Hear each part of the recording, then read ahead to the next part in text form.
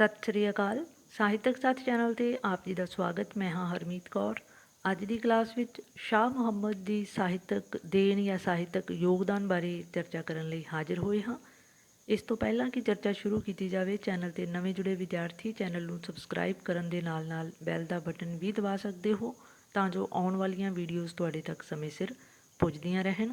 ਅਤੇ ਨਾਲ ਹੀ ਨਵੇਂ ਜੁੜੇ ਵਿਦਿਆਰਥੀ ਚੈਨਲ ਦੀ ਪਲੇਲਿਸਟ ਦੇ ਵਿੱਚ ਜਾ ਕੇ ਆਪਣੀ ਕਲਾਸ ਦੇ ਨਾਲ ਸੰਬੰਧਿਤ ਪਲੇਲਿਸਟ ਨੂੰ ਖੋਲ੍ਹ ਕੇ ਉਸ ਵਿੱਚ ਹੁਣ ਤੱਕ ਜਾਰੀ ਕੀਤੀਆਂ ਗਈਆਂ ਲੈਕਚਰ ਲੜੀਆਂ ਵੀ ਸੁਣ ਸਕਦੇ ਹੋ, ਤਾਂ ਜੋ ਤੁਹਾਨੂੰ ਸਿਲੇਬਸ ਦੇ ਬਾਰੇ ਸੰਪੂਰਨ ਜਾਣਕਾਰੀ ਮਿਲ ਸਕੇ। ਸੋ ਆਓ ਜੁੜਦੇ ਹਾਂ ਅੱਜ ਦੀ ਕਲਾਸ ਦੇ ਨਾਲ।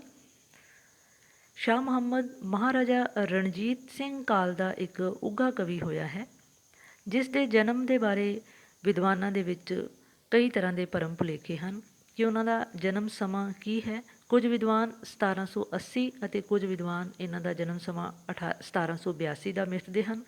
ਜਨਮ ਸਮੇਂ ਵਾਂਗ ਇਹਨਾਂ ਦੇ ਅੰਤਿਮ ਸਮੇਂ ਬਾਰੇ ਵੀ ਵਿਦਵਾਨ ਇਕਮਤ ਨਹੀਂ ਹਨ। ਕੁਝ ਵਿਦਵਾਨ ਇਹਨਾਂ ਦਾ ਅੰਤਿਮ ਸਮਾਂ 1862 ਦਾ ਦੱਸਦੇ ਹਨ ਅਤੇ ਕੁਝ 1864 ਦਾ, ਪਰ ਇਹਨਾਂ ਦੀ ਉਮਰ ਜੋ ਹੈ ਉਹ ਲਗਭਗ 80 ਸਾਲ ਦੀ ਸਾਰੇ ਵਿਦਵਾਨ ਦੱਸਦੇ ਹਨ। ਸੋ ਉਸ ਆਧਾਰ ਦੇ ਨਾਲ ਕੁਝ ਵਿਦਵਾਨਾਂ ਨੇ ਜੋ ਹੈ ਇਹਨਾਂ ਦਾ ਜਨਮ ਸਮਾਂ ਜੋ ਹੈ 1782 ਈਸਵੀ ਤੋਂ 1862 ਈਸਵੀ ਦਾ ਮਿਥਿਆ ਹੈ। ਜਨਮ ਸਮੇਂ ਵਾਂਗ ਇਹਨਾਂ ਦੇ ਜਨਮ ਸਥਾਨ ਬਾਰੇ ਵੀ ਵਿਦਵਾਨਾਂ ਦੇ ਵਿੱਚ ਕਾਫੀ ਮਤਭੇਦ ਹਨ। ਕੁਝ ਇਹਨਾਂ ਦਾ ਜਨਮ ਸਥਾਨ ਵਡਾਲਾ ਦੱਸਦੇ ਹਨ ਅਤੇ ਕੁਝ ਵਟਾਲਾ ਅਤੇ ਕੁਝ ਬਡਾਲਾ, ਭਾਵ ਇਹ ਤਿੰਨੇ ਜਿਹੜੇ ਸ਼ਹਿਰ ਹਨ ਜਾਂ ਤਿੰਨੇ ਪਿੰਡਾਂ ਦੇ ਨਾਲ ਇਹਨਾਂ ਦਾ ਨਾਂ ਜੋੜਿਆ ਜਾਂਦਾ ਹੈ। ਪਰ ਵਡਾਲਾ ਵੀਰਮ ਜ਼ਿਲ੍ਹਾ ਅੰਮ੍ਰਿਤਸਰ ਜੋ ਹੈ, ਇਸ ਬਾਰੇ ਜ਼ਿਆਦਾ ਵਿਦਵਾਨ ਜੋ ਹਨ ਉਹ ਇਕਮਤ ਹਨ। ਇਹਨਾਂ ਦੀ ਸਿੱਖਿਆ ਜੋ ਹੈ ਉਸ ਬਾਰੇ ਵੀ ਜੋ ਹੈ ਕੋਈ ਪੁਖਤਾ ਜਾਣਕਾਰੀ ਨਹੀਂ ਮਿਲਦੀ, ਪਰ ਫਿਰ ਵੀ ਉਹਨਾਂ ਨੂੰ ਇੱਕ ਪੜ੍ਹਿਆ ਲਿਖਿਆ ਵਿਦਵਾਨ ਕਵੀ ਜਾਂ ਵਿਦਵਾਨ ਸ਼ਖਸੀਅਤ ਦਾ ਮਾਲਿਕ ਹੋਣ ਬਾਰੇ ਕਿਸੇ ਨੂੰ ਕੋਈ ਭਰਮ ਭੁਲੇਖਾ ਨਹੀਂ ਹੈ, ਕਿਉਂਕਿ ਇਸ ਗੱਲ ਦੇ ਵਿੱਚ ਕੋਈ ਸ਼ੱਕ ਹੀ ਨਹੀਂ ਰਹਿ ਜਾਂਦਾ ਕਿ ਜਿੰਨੀ ਉੱਚ ਪਾਈ ਦੀ ਰਚਨਾ ਉਹਨਾਂ ਨੇ ਪੰਜਾਬੀ ਸਾਹਿਤ ਨੂੰ ਦਿੱਤੀ ਹੈ, ਇਸ ਤੋਂ ਜੋ ਹੈ ਸਪਸ਼ਟ ਹੋ ਰਿਹਾ ਹੈ ਕਿ ਉਹ ਬੇਹੱਦ ਉੱਚ ਬੁੱਧੀ ਦੇ ਮਾਲਕ ਸਨ। ਔਰ ਇਹਨਾਂ ਦੀਆਂ ਰਚਨਾਵਾਂ ਜੋ ਹਨ ਉਹ ਸੱਸੀ ਪੁੰਨੂ ਅਤੇ ਜੰਗਨਾਮਾ ਸਿੰਘਾਂ ਜਾਂ ਫਰੰਗੀਆਂ, ਦੋ ਰਚਨਾਵਾਂ ਇਹਨਾਂ ਦੀਆਂ ਦੱਸੀਆਂ ਜਾਂਦੀਆਂ ਹਨ। ਪਰ ਜੰਗਨਾਮਾ ਸਿੰਘਾਂ ਅਤੇ ਫਰੰਗੀਆਂ ਜੋ ਹੈ ਉਹ ਅੰਗਰੇਜ਼ਾਂ ਅਤੇ ਸਿੰਘਾਂ ਦੀ ਲੜਾਈ ਦੇ ਨਾਲ ਜੋ ਹੈ ਆਮ ਜਨ ਦੇ ਵਿੱਚ ਜੋ ਹੈ ਪ੍ਰਵਾਨਿਤ ਹੈ ਜਾਂ ਸਵੀਕਾਰੀ ਜਾਂਦੀ ਹੈ। ਇਹ ਜੋ ਹੈ ਕੁਰੈਸ਼ੀ ਘਰਾਣੇ ਦੇ ਨਾਲ ਸੰਬੰਧ ਰੱਖਦੇ ਸਨ, ਕੁਰੈਸ਼ੀ ਘਰਾਣਾ। ਔਰ ਇਹਨਾਂ ਦੇ ਜੋ ਵੱਡ ਵਡੇਰੇ ਸਨ ਉਹ ਮਹਾਰਾਜਾ ਰਣਜੀਤ ਸਿੰਘ ਦੀ ਫੌਜ ਦੇ ਨਾਲ ਵੀ ਜੋ ਸੀ ਜੁੜੇ ਹੋਏ ਸਨ। ਇੱਕ ਜੋ ਹੈ ਅਫਸਰ ਜੋ ਮਹਾਰਾਜਾ ਰਣਜੀਤ ਸਿੰਘ ਦੀ ਤੋਪਖਾਨੇ ਵਿੱਚ ਸੀ, ਜਿਸ ਦਾ ਨਾਮ ਸੁਲਤਾਨ ਮਹਿਮੂਦ ਸੀ, ਉਹ ਇਹਨਾਂ ਦੇ ਰਿਸ਼ਤੇਦਾਰ ਦੱਸੇ ਜਾਂਦੇ ਹਨ। ਔਰ ਇਸ ਗੱਲ ਤੋਂ ਇਹ ਅੰਦਾਜ਼ਾ ਵੀ ਲੱਗਦਾ ਹੈ ਕਿ ਜੋ ਸ਼ਾਹ ਮੁਹੰਮਦ ਹੈ, ਇਹਨਾਂ ਦੀ ਜੋ ਵਿੱਦਿਆ ਹੈ ਜਾਂ ਵਿੱਦਿਆ ਦਾ ਜੋ ਕਾਰਜ ਹੈ ਉਹ ਕੁਦਰਤੀ ਤੌਰ 'ਤੇ ਬੜੇ ਵਧੀਆ ਮਾਹੌਲ ਦੇ ਵਿੱਚ ਜਾਂ ਸੁਘੜ ਹੱਥਾਂ ਦੇ ਵਿੱਚ ਹੀ ਸਿਰੇ ਚੜ੍ਹਿਆ ਹੋਵੇਗਾ। ਔਰ ਇਸੇ ਦੀ ਸਭ ਤੋਂ ਵੱਡੀ ਮਿਸਾਲ ਹੈ ਇਹਨਾਂ ਦੀ ਰਚਨਾ ਜੰਗਨਾਮਾ ਸਿੰਘਾਂ ਅਤੇ ਫਰੰਗੀਆਂ, ਜੋ ਕਿ ਬੇਹੱਦ ਉੱਚ ਪਾਏ ਦੀ ਰਚਨਾ ਹੈ। ਇਸ ਤੋਂ ਬਾਅਦ ਆ ਜਾਂਦਾ ਹੈ ਜੰਗਨਾਮਾ ਸਿੰਘਾਂ ਅਤੇ ਫਰੰਗੀਆਂ, ਜੋ ਸ਼ਾਹ ਮੁਹੰਮਦ ਦੀ ਰਚਨਾ ਹੈ, ਉਸ ਦਾ ਵਿਸ਼ਾ ਪੱਖ ਜੋ ਹੈ ਉਹ ਕਿਹੜਾ ਹੈ ਜਾਂ ਕੀ ਹੈ। ਇਸ ਨੂੰ ਅਸੀਂ ਵੰਨ ਸੁਵੰਨੇ ਜੋ ਹੈ ਤੱਥਾਂ ਦੇ ਆਧਾਰ 'ਤੇ ਸਿੱਧ ਕਰਨ ਦੀ ਕੋਸ਼ਿਸ਼ ਕਰਾਂਗੇ। ਭਾਵ ਇਹਨਾਂ ਦੇ ਵਿਸ਼ਾ ਪੱਖ ਜੋ ਹੈ, ਇਸ ਵਿੱਚ ਸਭ ਤੋਂ ਵੱਡੀ ਜਿਹੜੀ ਖੂਬੀ ਹੈ ਉਹ ਹੈ ਇਤਿਹਾਸਕ ਅਤੇ ਸਾਹਿਤਕ ਮਹੱਤਤਾ। ਕਿਉਂਕਿ ਜਿਸ ਤਰ੍ਹਾਂ ਇਤਿਹਾਸਕ ਘਟਨਾਵਾਂ ਜੋ ਹਨ, ਜਿਵੇਂ ਖਾਲਸਾ ਸੈਨਾ ਦੇ ਜੋ ਬੜੀਆਂ ਮੱਲਾਂ ਮਾਰੀਆਂ ਮੈਦਾਨੇ ਜੰਗ ਦੇ ਵਿੱਚ, ਜਾਂ ਮਹਾਰਾਜਾ ਰਣਜੀਤ ਸਿੰਘ ਦੀ ਮੌਤ ਤੋਂ ਬਾਅਦ ਜੋ ਲਾਹੌਰ ਦਰਬਾਰ ਦੇ ਵਿੱਚ ਕੁਝੀਆਂ ਚਾਲਾਂ ਚੱਲੀਆਂ ਗਈਆਂ, ਜਾਂ ਡੋਗਰਿਆਂ ਅਤੇ ਸੰਧਾਂ ਵਾਲੀਆਂ ਸਰਦਾਰਾਂ ਨੇ ਆਪਸ ਦੇ ਵਿੱਚ ਕਿਸ ਤਰ੍ਹਾਂ ਜੋ ਹੈ ਖਿੱਚੋ ਤਾਣ ਸਦਕਾ ਬੇਮੁਹਾਰੀ ਸੈਨਾ ਜਿਹੜੀ ਸੀ ਉਸ ਦੇ ਵਿੱਚ ਬੁਰਸ਼ਾਗਰਦੀ ਜਾਂ ਜੋ ਹੈ ਇੱਕ ਤਰ੍ਹਾਂ ਦੇ ਨਾਲ ਆਪੋ ਤਾਪ ਪੈਦਾ ਕਰ ਦਿੱਤੀ। ਔਰ ਇਹ ਸਾਰੀਆਂ ਘਟਨਾਵਾਂ ਜਿਹੜੀਆਂ ਹਨ, ਇਹ ਜੋ ਲੇਖਕ ਜੋ ਹੈ, ਭਾਵ ਕਿਉਂਕਿ ਸ਼ਾਹ ਮੁਹੰਮਦ ਬੜਾ ਸੰਵੇਦਨਸ਼ੀਲ ਕਵੀ ਸੀ। ਸੋ ਇਸ ਦੇ ਮਨ ਨੂੰ ਬੜਾ ਵਲੂੰਦਰਦੀਆਂ ਹਨ, ਉਹ ਬੜਾ ਦੁਖੀ ਹੋਇਆ ਹੋਇਆ ਮਹਿਸੂਸ ਕਰਦਾ ਹੈ। ਔਰ ਇਹਨਾਂ ਸਾਰੇ ਪੱਖਾਂ ਨੂੰ ਜਿਸ ਬਾਰੀਕ ਬੀਨੀ ਦੇ ਨਾਲ ਜੋ ਇਤਿਹਾਸਕ ਨਜ਼ਰੀਏ ਤੋਂ ਸ਼ਾਹ ਮੁਹੰਮਦ ਨੇ ਪੇਸ਼ ਕੀਤਾ ਹੈ, ਔਰ ਇਸੇ ਸਦਕਾ ਹੀ ਇਹ ਰਚਨਾ ਸਾਹਿਤਕ ਪੱਖ ਤੋਂ ਵੀ ਬੜੀ ਉੱਚ ਕੋਟੀ ਦੀ ਰਚਨਾ ਸਿੱਧ ਹੁੰਦੀ ਹੈ। ਕੌਮੀਅਤ ਦਾ ਸੰਕਲਪ ਜੋ ਹੈ ਉਹ ਇਸ ਜੰਗਨਾਮੇ ਦੇ ਵਿੱਚ ਉੱਭਰ ਕੇ ਸਾਹਮਣੇ ਆਉਂਦਾ ਹੈ, ਕਿਉਂਕਿ ਹਿੰਦੂ ਸਿੱਖ ਭਾਈਚਾਰੇ ਦੀ ਜੋ ਆਪਸੀ ਸਾਂਝ ਜਿਸ ਢੰਗ ਦੇ ਨਾਲ ਉਸ ਦੀ ਪੇਸ਼ਕਾਰੀ ਸ਼ਾਹ ਮੁਹੰਮਦ ਦੀ ਇਸ ਰਚਨਾ ਦੇ ਵਿੱਚ ਮਿਲਦੀ ਹੈ, ਉਹ ਆਪਣੇ ਆਪ ਦੇ ਵਿੱਚ ਮਿਸਾਲ ਕੁਨ ਹੈ। ਕਿਉਂਕਿ ਜਦੋਂ ਉਹ ਲਿਖਦਾ ਹੈ ਕਿ ਰਾਜੀ ਬਹੁਤ ਰਹਿੰਦੇ ਹਿੰਦੂ ਮੁਸਲਮਾਨ ਦੋਵੇਂ, ਸਿਰ ਦੋਹਾਂ ਦੇ ਨਵੀਂ ਆਫਾਤ ਆਈ, ਸ਼ਾਹ ਮੁਹੰਮਦਾ ਵਿੱਚ ਪੰਜਾਬ ਦੇ ਜੀ, ਕਦੇ ਨਹੀਂ ਸੀ ਤੀਸਰੀ ਜਾਤ ਆਈ। ਇਸ ਤੋਂ ਸਿੱਧ ਹੁੰਦਾ ਹੈ ਕਿ ਉਹ ਇੱਕ ਸੱਚਾ ਦੇਸ਼ ਭਗਤ ਸੀ। ਇਸੇ ਲਈ ਉਸ ਨੂੰ ਖਾਲਸਾ ਸੈਨਾ ਦੀ ਹਾਰ ਜਿਹੜੀ ਸੀ ਉਹ ਜੋ ਹੈ ਬੜਾ ਝੰਜੋੜਦੀ ਹੈ, ਔਰ ਅੰਗਰੇਜ਼ਾਂ ਦੀ ਜਿੱਤ ਉਸ ਨੂੰ ਮਾਨਸਿਕ ਪੀੜਾ ਦੇ ਵਿੱਚ ਡੋਬ ਦਿੰਦੀ ਹੈ। ਉਹ ਮਹਾਰਾਜਾ ਰਣਜੀਤ ਸਿੰਘ ਦਾ ਇੱਕ ਬਹੁਤ ਵੱਡਾ ਫੈਨ ਕਹਿ ਸਕਦੇ ਹਾਂ, ਕਿਉਂਕਿ ਮਹਾਰਾਜਾ ਰਣਜੀਤ ਸਿੰਘ ਅਜਿਹਾ ਮਹਾਬਲੀ ਰਾਜਾ ਸੀ ਕਿ ਜਿਸ ਦੇ ਰਾਜ ਦੇ ਵਿੱਚ ਕਿਹਾ ਜਾਂਦਾ ਹੈ ਕਿ ਉਹ ਹਰ ਤਰ੍ਹਾਂ ਦੀ ਪ੍ਰਜਾ ਜਿਹੜੀ ਸੀ ਉਹ ਹਰ ਢੰਗ ਦਾ ਨਾਲ ਜਾਂ ਹਰ ਤੌਰ ਤਰੀਕੇ ਤੋਂ ਜੋ ਸੀ ਉਹ ਸੁਖਮੈ ਜੀਵਨ ਜਾਂ ਜ਼ਿੰਦਗੀ ਬਤੀਤ ਕਰ ਰਹੀ ਸੀ, ਕਿਉਂਕਿ ਕਿਸੇ ਤਰ੍ਹਾਂ ਦਾ ਪੱਖਪਾਤ ਜਾਂ ਭੇਦਭਾਵ ਜਾਤ ਧਰਮ ਦੇ ਆਧਾਰ 'ਤੇ ਮਹਾਰਾਜਾ ਰਣਜੀਤ ਸਿੰਘ ਦੇ ਰਾਜ ਦੇ ਵਿੱਚ ਨਹੀਂ ਸੀ। ਇਸੇ ਕਰਕੇ ਹੀ ਮਹਾਰਾਜਾ ਰਣਜੀਤ ਸਿੰਘ ਦੇ ਰਾਜ ਨੂੰ ਜੋ ਹੈ ਅੱਜ ਵੀ ਯਾਦ ਕੀਤਾ ਜਾਂਦਾ ਹੈ। ਇਸ ਤੋਂ ਬਾਅਦ ਆ ਜਾਂਦੀ ਹੈ ਨਾਟਕੀਅਤਾ ਅਤੇ ਸੁਭਾਵਿਕਤਾ, ਕਿਉਂਕਿ ਸ਼ਾਹ ਮੁਹੰਮਦ ਨੇ ਇਸ ਰਚਨਾ ਦੇ ਵਿੱਚ ਜੋ ਹੈ ਸੁਭਾਵਿਕਤਾ ਭਰਨ ਦੇ ਲਈ ਘਟਨਾਵਾਂ ਨੂੰ ਨਾਟਕੀ ਪੁੱਟ ਚਾੜੀ ਹੈ। ਸਭ ਤੋਂ ਵੱਡੀ ਖੂਬੀ ਇਹ ਹੈ ਕਿ ਸਮੁੱਚੀ ਰਚਨਾ ਦੇ ਵਿੱਚ ਦ੍ਰਿਸ਼ ਚਿੱਤਰਣ ਵੀ ਬੜਾ ਕਮਾਲ ਦਾ ਉਸਨੇ ਪੈਦਾ ਕੀਤਾ ਹੈ, ਔਰ ਪਾਠਕ ਜੋ ਹੈ ਰਚਨਾ ਦੇ ਪਾਠ ਦੇ ਦੌਰਾਨ ਸਾਹ ਰੋਕ ਕੇ ਇੱਕ ਤਰ੍ਹਾਂ ਦੇ ਨਾਲ ਸਾਰੀਆਂ ਘਟਨਾਵਾਂ ਨੂੰ ਆਪਣੀਆਂ ਅੱਖਾਂ ਸਾਹਮਣੇ ਵਾਪਰਦੀਆਂ ਹੋਈਆਂ ਵੇਖਦਾ ਹੈ। ਇਸ ਤੋਂ ਅੱਗੇ ਆ ਜਾਂਦਾ ਹੈ ਦੁਖਾਂਤਕ ਰਚਨਾ, ਕਿਉਂਕਿ ਮੈਂ ਅਕਸਰ ਵਿਦਿਆਰਥੀਆਂ ਨੂੰ ਇਹ ਗੱਲ ਕਹਿੰਦੀ ਹਾਂ ਕਿ ਜਦੋਂ ਵੀ ਅਸੀਂ ਕੋਈ ਜੋ ਇਹ ਪੁਆਇੰਟ ਦੇਣੇ ਹੁੰਦੇ ਨੇ ਅਤੇ ਉਹਨਾਂ ਪੁਆਇੰਟਸ ਦੇ ਨਾਲ ਰੈਲੇਵੈਂਟ ਭਾਵ ਢੁਕਦੇ ਜੋ ਕਾਵ ਤੁਕਾਂ ਵੀ ਜਿਹੜੀਆਂ ਨੇ ਉਹ ਸਾਨੂੰ ਵਿੱਚ ਐਡ ਕਰਨੀਆਂ ਚਾਹੀਦੀਆਂ ਨੇ। ਅਤੇ ਜੇਕਰ ਅਸੀਂ ਨਾਟਕੀਅਤਾ ਅਤੇ ਸੁਭਾਵਿਕਤਾ ਦੀ ਰੰਗਣ ਦਾ ਅਸੀਂ ਹਵਾਲਾ ਦੇਣਾ ਹੋਵੇ ਤਾਂ ਝੰਡੇ ਨਿਕਲੇ ਕੂਚ ਦਾ ਹੁਕਮ ਹੋਇਆ, ਚੜ੍ਹੇ ਸੂਰਮੇ ਸਿੰਘ ਦਲੇਰ ਮੀਆਂ, ਚੜ੍ਹੇ ਪੁੱਤ ਸਰਦਾਰਾਂ ਦੇ ਸ਼ੈਲ ਬੰਨ੍ਹ ਕੇ, ਜਿਵੇਂ ਬੇਲਿਓਂ ਨਿਕਲਦੇ ਸ਼ੇਰ ਮੀਆਂ। ਅਤੇ ਇਹ ਇਸ ਤਰ੍ਹਾਂ ਦੇ ਨਾਲ ਜਿਵੇਂ ਭਾਵ ਜੋ ਹੈ ਇੱਕ ਤਰ੍ਹਾਂ ਦੇ ਨਾਲ ਸੈਨਾ ਦੀ ਚੜ੍ਹਾਈ ਦਾ ਜੋ ਦ੍ਰਿਸ਼ ਸਾਡੀਆਂ ਅੱਖਾਂ ਦੇ ਸਾਹਮਣੇ ਜੋ ਹੈ ਉਹ ਪੈਦਾ ਹੋ ਜਾਂਦਾ ਹੈ ਕਿ ਕਿਸ ਤਰ੍ਹਾਂ ਮੈਦਾਨੇ ਜੰਗ ਦੇ ਵਿੱਚ ਨੌਜਵਾਨ ਸਿੰਘ ਸੂਰਮੇ ਜਿਹੜੇ ਨੇ ਉਹ ਬੜੀ ਦਲੇਰੀ ਦੇ ਨਾਲ ਚੜ੍ਹ ਕੇ ਜਾ ਰਹੇ ਨੇ, ਔਰ ਸਾਰੇ ਜੋ ਪੰਜਾਬ ਦੇ ਕਹਿ ਸਕਦੇ ਹਾਂ ਕਿ ਨੌਜਵਾਨੀ ਜਿਹੜੀ ਹੈ ਇਸ ਜੰਗ ਦੇ ਵਿੱਚ ਹੈ, ਇਸ ਯੁੱਧ ਦੇ ਵਿੱਚ ਭਾਗ ਲੈਣ ਦੇ ਲਈ ਇਸ ਤਰ੍ਹਾਂ ਬਣ ਠਣ ਕੇ ਜਾ ਰਹੀ ਹੈ, ਜਿਸ ਤਰ੍ਹਾਂ ਜੋ ਹੈ ਜੰਝ 'ਤੇ ਭਾਵ ਜੰਝ ਦੇ ਵਿੱਚ ਨੌਜਵਾਨ ਹੁਮਾ ਕੇ ਜਾਂਦੇ ਨੇ। ਇਹ ਸਾਰੀਆਂ ਜੋ ਘਟਨਾਵਾਂ ਹਨ ਇਹ ਨਾਟਕੀ ਰੰਗਣ ਜਿਹੜੀ ਹੈ ਉਹ ਬਖਸ਼ਦੀਆਂ ਹਨ। ਸ਼ਾਹ ਮੁਹੰਮਦ ਜੋ ਹੈ ਇੱਕ ਚੇਤਨ ਕਲਾਕਾਰ ਹੈ। ਉਸ ਦੀ ਚੇਤਨਤਾ ਦਾ ਸਭ ਤੋਂ ਵੱਡਾ ਪੱਖ ਇਹ ਹੈ ਕਿ ਉਸਨੇ ਸਾਰੀਆਂ ਘਟਨਾਵਾਂ ਨੂੰ ਜੋ ਹੈ ਬੜੇ ਹੀ ਜੋ ਹੈ ਗੁੰਦਵੇਂ ਅੰਦਾਜ਼ ਦੇ ਵਿੱਚ ਤਰਤੀਬਵਾਰ ਲੜੀ ਵਿੱਚ ਇਸ ਤਰ੍ਹਾਂ ਪਰੋਇਆ ਹੈ ਕਿ ਮੈਦਾਨੇ ਜੰਗ ਦਾ ਜੋ ਨਜ਼ਾਰਾ ਹੈ ਉਹ ਸਾਡੀਆਂ ਅੱਖਾਂ ਦੇ ਸਾਹਮਣੇ ਘੁੰਮਣ ਲੱਗ ਪੈਂਦਾ ਹੈ। ਇਹ ਅਸਲ ਦੇ ਵਿੱਚ ਉਸਦੀ ਵਰਣਨ ਸ਼ਕਤੀ ਦਾ ਹੀ ਕਮਾਲ ਹੈ, ਕਿਉਂਕਿ ਉਸਨੇ ਸਾਰੀਆਂ ਘਟਨਾਵਾਂ ਜਿਹੜੀਆਂ ਹਨ ਉਹ ਪਾਠਕ ਦੇ ਸਾਹਮਣੇ ਇਸ ਤਰ੍ਹਾਂ ਪੇਸ਼ ਕੀਤੀਆਂ ਹਨ ਕਿ ਪਾਠਕ ਜੋ ਹੈ ਉਹ ਆਪਣੇ ਆਪ ਨੂੰ ਮੈਦਾਨੇ ਜੰਗ ਦੇ ਵਿੱਚ ਜਾਂ ਖਾਲਸਾ ਦਰਬਾਰ ਦੇ ਵਿੱਚ ਜਾਂ ਜਿਸ ਤਰ੍ਹਾਂ ਜੋ ਸਰਦਾਰਾਂ ਦੇ ਆਪਸੀ ਗੁਰਮਤੇ ਹੁੰਦੇ ਨੇ, ਮੀਟਿੰਗਾਂ ਹੁੰਦੀਆਂ ਨੇ, ਹਰ ਜਗ੍ਹਾ 'ਤੇ ਪਾਠਕ ਜੋ ਹੈ ਆਪਣੇ ਆਪ ਨੂੰ ਜੋ ਹੈ ਅੱਖੀਂ ਡਿੱਠਾ ਹਾਲ ਵੇਖਦਾ ਹੋਇਆ ਮਹਿਸੂਸ ਕਰਦਾ ਹੈ। ਅਤੇ ਅਗਲਾ ਜੋ ਪੁਆਇੰਟ ਆ ਜਾਂਦਾ ਹੈ ਉਹ ਹੈ ਪਾਤਰ ਚਿੱਤਰਨ, ਕਿਉਂਕਿ ਜੋ ਸ਼ਾਹ ਮੁਹੰਮਦ ਹੈ ਉਸ ਨੂੰ ਜੋ ਹੈ ਇੱਕ ਤਰ੍ਹਾਂ ਦਾ ਨਾਲ ਕਹਿ ਸਕਦੇ ਹਾਂ ਕਿ ਵਿਦਵਤਾ ਜਾਂ ਜੋ ਕਮਾਲ ਭਰੀ ਹੈ ਇਸ ਰਚਨਾ ਦੇ ਵਿੱਚ, ਇਹ ਉਸਦੇ ਪੰਡਤਾਊਪੁਣਾ ਭਾਵ ਉਸਦੀ ਵਿਦਵਤਾ ਦੀ ਇੱਕ ਮੂੰਹ ਬੋਲਦੀ ਤਸਵੀਰ ਹੈ। ਇਹ ਰਚਨਾ ਕਹਿ ਸਕਦੇ ਹਾਂ ਜਿਸ ਤਰ੍ਹਾਂ ਜੋ ਹੈ ਹੀਰ ਵਾਰਿਸ ਜੋ ਹੈ ਉਹ ਮੱਧਕਾਲੀ ਸਮਾਜ ਦਾ ਸ਼ੀਸ਼ਾ ਜਾਂ ਦਰਪਣ ਨਜ਼ਰ ਆਉਂਦੀ ਹੈ। ਠੀਕ ਇਸੇ ਤਰ੍ਹਾਂ ਜੋ ਜੰਗਨਾਮਾ ਸਿੰਘਾਂ ਅਤੇ ਫਰੰਗੀਆਂ ਸ਼ਾਹ ਮੁਹੰਮਦ ਦੀ ਰਚਨਾ ਹੈ, ਇਹ ਮਹਾਰਾਜਾ ਰਣਜੀਤ ਸਿੰਘ ਦੇ ਦਰਬਾਰ ਦਾ ਇੱਕ ਜੋ ਹੈ ਸ਼ੀਸ਼ਾ, ਇੱਕ ਦਰਪਣ ਸਾਨੂੰ ਮਹਿਸੂਸ ਹੁੰਦੀ ਹੈ। ਕਿਉਂਕਿ ਮਹਾਰਾਜਾ ਰਣਜੀਤ ਸਿੰਘ ਨੂੰ ਜੋ ਹੈ ਇਸ ਰਚਨਾ ਦੇ ਵਿੱਚ ਕਵੀ ਨੇ ਇੱਕ ਮਹਾਂਬਲੀ ਸੂਰਮੇ ਦੇ ਵਾਂਗ ਪੇਸ਼ ਕੀਤਾ ਹੈ।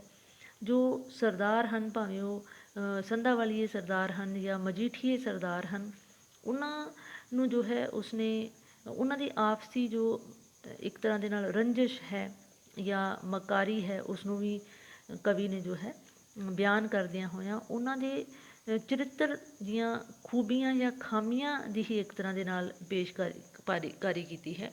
ਜਦੋਂ ਉਹ ਲਿਖਦਾ ਹੈ ਕਿ ਲਹਿਣਾ ਸਿੰਘ ਸਰਦਾਰ ਮਜੀਠੀਆ ਸੀ, ਵੱਡਾ ਅਕਲ ਦਾ ਕੋਟ ਕਮਾਲ ਮੀਆਂ, ਜਾਂ ਫਿਰ ਪਹਾੜਾ ਸਿੰਘ ਸੀ ਯਾਰ ਫਰੰਗੀਆਂ ਦਾ, ਸਿੰਘਾਂ ਨਾਲ ਸੀ ਉਸਦੀ ਗੈਰ ਸਾਲੀ।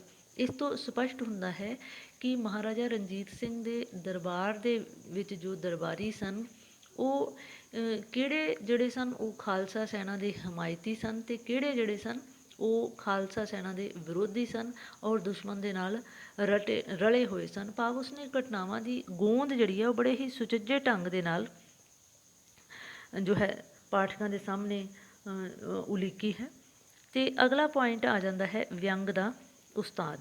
ਅਸਲ ਦੇ ਵਿੱਚ ਜੋ ਜੰਗਨਾਮਾ ਸਿੰਘਾਂ ਅਤੇ ਫਰੰਗੀਆਂ ਹੈ, ਇਹ ਸ਼ਾਹ ਮੁਹੰਮਦ ਦੀ ਇੱਕ ਤਰ੍ਹਾਂ ਦੇ ਨਾਲ ਵਿਦਵਤਾ ਇਸ ਦੇ ਵਿੱਚੋਂ ਹਰ ਸ਼ਬਦ ਦੇ ਵਿੱਚੋਂ ਇੱਕ ਤਰ੍ਹਾਂ ਦੇ ਨਾਲ ਸਾਨੂੰ ਟਪਕਦੀ ਹੋਈ ਨਜ਼ਰ ਆਉਂਦੀ ਹੈ।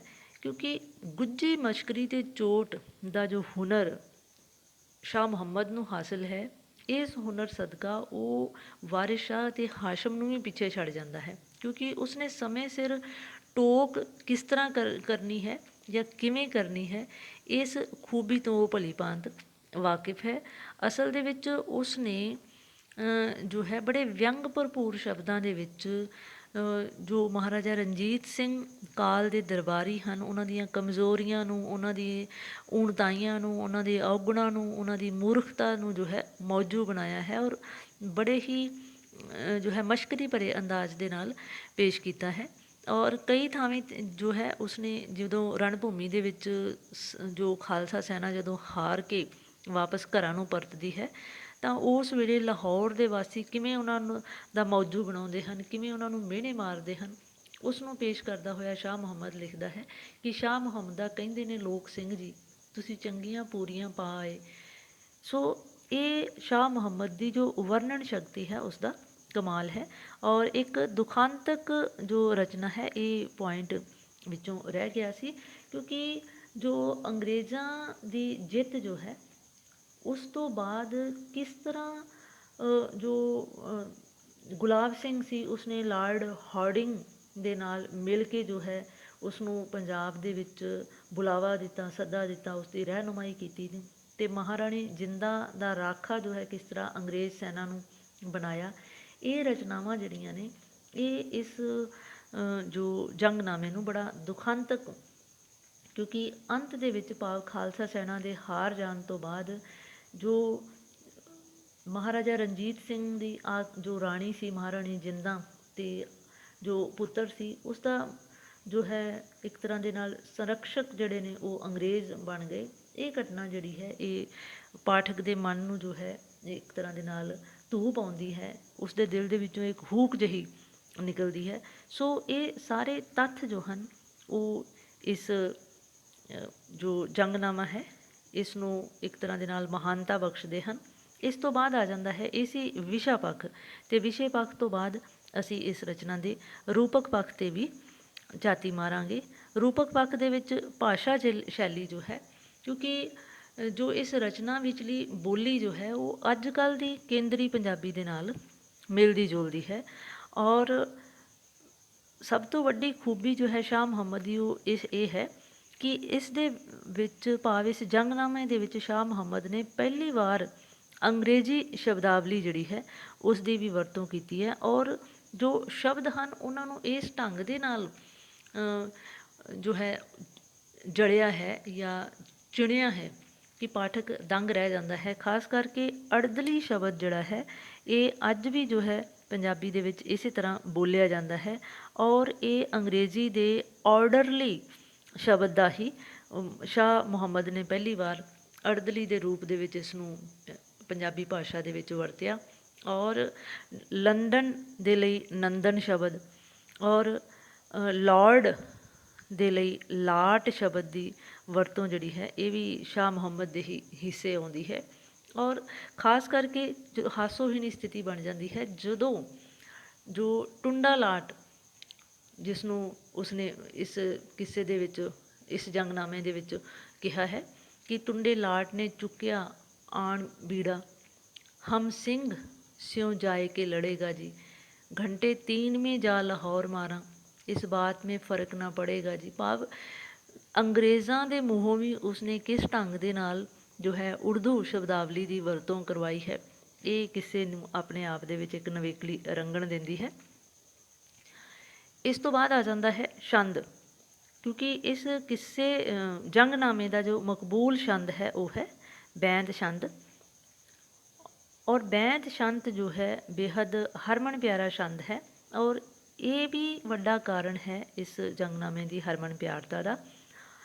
अलंकार जो हैं उसने वन सुवन्ने अलंकारां की सिरजना की है और उन्होंने मौलिक अंदाज दे विच पेश किया है।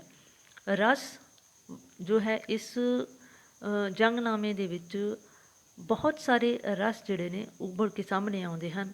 करुणा रस, क्योंकि ਜਦੋਂ ਮੈਦਾਨੇ ਜੰਗ ਦੇ ਵਿੱਚ ਖਾਲਸਾ ਸੈਨਾ ਹਾਰ ਰਹੀ ਹੈ, ਜਾਂ ਜਦੋਂ ਸ਼ਾਹ ਮੁਹੰਮਦ ਲਿਖਦਾ ਹੈ ਕਿ ਅੱਜ ਹੋਵੇ ਸਰਕਾਰ ਦਾ ਮੁੱਲ ਪਾਵੇ, ਜਿਹੜੀਆਂ ਖਾਲਸੇ ਨੇ ਤੇਗਾਂ ਮਾਰੀਆਂ ਨੇ, ਸ਼ਾਹ ਮੁਹੰਮਦਾ ਇੱਕ ਸਰਕਾਰ ਬਾਝੋਂ ਫੌਜਾਂ ਜਿੱਤ ਕੇ ਅੰਤ ਨੂੰ ਹਾਰੀਆਂ ਨੇ। ਭਾਵ ਕਰੁਣਾ ਰਸ ਜੋ ਹੈ ਇਸ ਜੰਗਨਾਮੇ ਦੇ ਵਿੱਚ ਥਾਂ ਥਾਂ 'ਤੇ ਮੌਜੂਦ ਹੈ।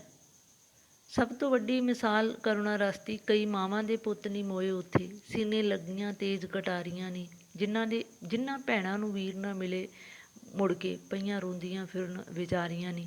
ਅਤੇ ਜਾਂ ਵੀਰ ਰਸ ਜੋ ਹੈ ਉਸ ਦੀ ਵਰਤੋਂ ਕਰਦਾ ਹੋਇਆ ਸ਼ਾਹ ਮੁਹੰਮਦ ਲਿਖਦਾ ਹੈ ਕਿ ਸ਼ਾਹ ਮੁਹੰਮਦਾ ਸਿਰਾਂ ਦੀ ਲਾਏ ਬਾਜੀ, ਨਹੀਂ ਮੋੜਦੇ ਸੂਰਮੇ ਅੰਗ ਮੀਆਂ। ਇਸ ਤਰ੍ਹਾਂ ਵੰਨ ਸੁਵੰਨੇ ਜੋ ਰਸ ਹਨ ਇਸ ਰਚਨਾ ਦੇ ਵਿੱਚ ਪਾਠਕ ਨੂੰ ਜੋ ਹੈ ਇੱਕ ਤਰ੍ਹਾਂ ਦੇ ਨਾਲ ਕਹਿ ਸਕਦੇ ਹਾਂ ਕਿ ਬਹੁਤ ਪ੍ਰਭਾਵਿਤ ਕਰਦੇ ਹਨ।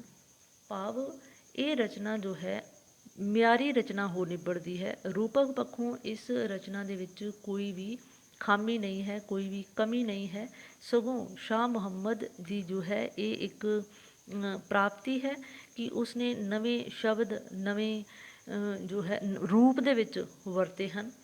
ਜਿਵੇਂ ਅੰਗਰੇਜ਼ੀ ਸ਼ਬਦਾਂ ਦਾ ਪਹਿਲੀ ਵਾਰ ਪੰਜਾਬੀ ਦੇ ਵਿੱਚ ਜੋ ਹੈ ਪ੍ਰਯੋਗ ਉਸਨੇ ਕੀਤਾ ਹੈ। ਇਸ ਦੇ ਨਾਲ ਹੀ ਅਰਬੀ ਅਤੇ ਫਾਰਸੀ ਸ਼ਬਦਾਵਲੀ ਵੀ ਜੋ ਹੈ ਕਾਫੀ ਮਾਤਰਾ ਦੇ ਵਿੱਚ ਵਰਤੀ ਗਈ ਹੈ, ਔਰ ਜੋ ਖਾਲਸਾਈ ਸ਼ਬਦ ਜੋ ਹਨ ਉਹਨਾਂ ਦੀ ਵੀ ਇਸ ਰਚਨਾ ਦੇ ਵਿੱਚ ਭਰਮਾਰ ਹੈ। ਜਿਵੇਂ ਗੁਰਮਤਾ ਸ਼ਬਦ ਜੋ ਹੈ ਇਹ ਖਾਲਸਾਈ ਸ਼ਬਦ ਹੈ। ਗੁਰਮਤੇ ਦੇ ਨਾਲ ਨਾਲ ਜੋ ਹੈ ਜਿਵੇਂ ਪ੍ਰਸ਼ਾਦ ਛਕਣਾ, ਪ੍ਰਸ਼ਾਦ ਛਕਣਾ ਜਾਂ ਫਿਰ ਫਤਿਹ ਬੁਲਾਉਣੀ, ਇਹ ਖਾਲਸਾਈ ਸ਼ਬਦਾਂ ਦੀ ਵੀ ਉਸਨੇ ਵਰਤੋਂ ਕੀਤੀ ਹੈ। ਭਾਵ ਸ਼ਾਹ ਮੁਹੰਮਦ ਜੋ ਹੈ ਇੱਕ ਮੁਸਲਮਾਨ ਕਵੀ ਹੋਣ ਦੇ ਨਾਲ ਨਾਲ ਇੱਕ ਬਹੁਤ ਵੱਡਾ ਇਤਿਹਾਸਕਾਰ ਵੀ ਸੀ ਔਰ ਸੂਖਸ਼ਮ ਬੁੱਧੀ ਦਾ ਮਾਲਕ ਵੀ ਸੀ। ਸੋ ਉਸਨੇ ਇਸ ਰਚਨਾ ਦੇ ਵਿੱਚ ਅਨੇਕ ਰੰਗ ਜੋ ਹਨ ਉਹ ਭਰਦਿਆਂ ਹੋਇਆਂ ਇਸ ਰਚਨਾ ਨੂੰ ਚਿਰਜੀਵੀ ਬਣਾ ਦਿੱਤਾ ਹੈ। ਸਮੁੱਚੇ ਰੂਪ ਦੇ ਵਿੱਚ ਕਿਹਾ ਜਾ ਸਕਦਾ ਹੈ ਕਿ ਸ਼ਾਹ ਮੁਹੰਮਦ ਦਾ ਇਹ ਜੰਗਨਾਮਾ ਜੋ ਹੈ ਇਹ ਮਹਾਰਾਜਾ ਰਣਜੀਤ ਸਿੰਘ ਦੇ ਦਰਬਾਰ ਦੇ ਜੋ ਹਾਲਾਤ ਸਨ, ਭਾਵ ਮਹਾਰਾਜਾ ਰਣਜੀਤ ਸਿੰਘ ਦੀ ਮੌਤ ਤੋਂ ਬਾਅਦ ਜੋ ਸਿੱਖ ਜੋ ਰਾਜ ਸੀ ਉਸਦਾ ਹਸ਼ਰ ਹੋਇਆ, ਉਸ ਦੇ ਉੱਤੇ ਬਹੁਤ ਹੀ ਸੁਚੱਜੇ ਢੰਗ ਦੇ ਨਾਲ ਚਾਨਣਾ ਪਾਉਣ ਦੇ ਵਿੱਚ ਲੇਖਕ ਜੋ ਹੈ ਸਫਲ ਹੋਇਆ ਹੈ। ਸੋ ਵਿਦਿਆਰਥੀਆਂ ਨੂੰ ਜੋ ਹੈ ਸ਼ਾਹ ਮੁਹੰਮਦ ਦੇ ਜੰਗਨਾਮੇ ਦੇ ਬਾਰੇ ਇਹ ਦਿੱਤੀ ਗਈ ਜਾਣਕਾਰੀ ਕਾਫੀ ਜੋ ਹੈ ਸਹਾਈ ਸਿੱਧ ਹੋ ਸਕਦੀ ਹੈ ਵਿਦਿਆਰਥੀਆਂ ਦੇ ਲਈ। ਫਿਰ ਵੀ ਉਹਨਾਂ ਨੂੰ ਇਹ ਜੋ ਵੀਡੀਓ ਹੈ ਅੱਜ ਦਾ ਇਹ ਕਿਸ ਤਰ੍ਹਾਂ ਦਾ ਲੱਗਿਆ, ਇਸ ਦੇ ਬਾਰੇ ਆਪਣੀ ਰਾਏ ਦੇ ਸਕਦੇ ਹਨ। ਔਰ ਨਾਲ ਦੀ ਨਾਲ ਅਗਰ ਤੁਹਾਨੂੰ ਇਹ ਵੀਡੀਓ ਸਹੀ ਲੱਗ ਰਿਹਾ ਹੈ, ਪਸੰਦ ਆਇਆ ਹੈ, ਭਾਵ ਇਸ ਦੇ ਵੀਡੀਓ ਦੇ ਵਿੱਚੋਂ ਤੁਸੀਂ ਜਾਣਕਾਰੀ ਹਾਸਲ ਕੀਤੀ ਹੈ, ਤਾਂ ਇਸ ਵੀਡੀਓ ਨੂੰ ਤੁਸੀਂ ਹੋਰ ਵਿਦਿਆਰਥੀਆਂ ਦੇ ਨਾਲ ਵੀ ਸਾਂਝਾ ਕਰਦੇ ਰਹੋ। ਲਾਈਕ ਕਰੋ, ਸ਼ੇਅਰ ਕਰੋ, ਸਬਸਕ੍ਰਾਈਬ ਕਰੋ, ਤਾਂ ਜੋ ਇਸ ਚੈਨਲ ਦੇ ਵਿਕਾਸ ਦੇ ਵਿੱਚ ਤੁਹਾਡਾ ਯੋਗਦਾਨ ਜੋ ਹੈ ਉਹ ਵੀ ਸ਼ਾਮਿਲ ਹੋ ਸਕੇ। ਸੋ ਮਿਲਾਂਗੇ ਕਿਸੇ ਅਗਲੇ ਵੀਡੀਓ ਦੇ ਵਿੱਚ, ਤਦ ਤੱਕ ਇਜਾਜ਼ਤ। ਧੰਨਵਾਦ।